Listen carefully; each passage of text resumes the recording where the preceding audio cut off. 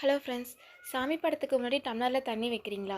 அந்த தண்ணி எதுக்காக வைக்கிறோம்? அந்த வைக்கிற தண்ணி குறையுதா இல்லை அப்படியே இருக்கா? அதுக்கான பலன் என்ன அப்படிங்கிறத நம்ம இந்த வீடியோவில் பார்க்கலாம்.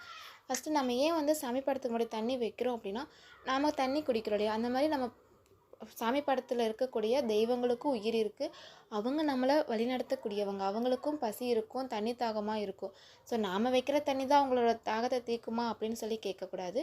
நம்ம வைக்கிற தண்ணி நம்ம வீட்டில் இருக்கக்கூடியதை வச்சா அவங்களும் சாப்பிட்டு நம்மளை மனசார வாழ்த்துவாங்க. அப்படிங்கிறதுக்காக தான் நம்ம தண்ணிங்கிறத வைக்கும்போது அந்த டம்ளர் நிறையா தான் வைப்போம்.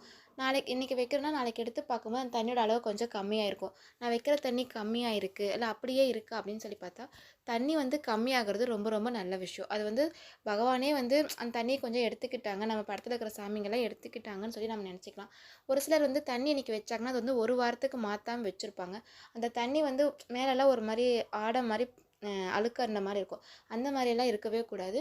தண்ணி நீங்கள் தினமும் சாமி கும்பிட்றீங்களோ இல்லையோ, சும்மா தலைக்கு தண்ணி தெளிச்சுட்டு ஒரு டம்ளர் தண்ணி தினமும் மாற்றி மாற்றி வைங்க. அது உங்களுக்கு ரொம்ப நல்ல விஷயமா இருக்கும்.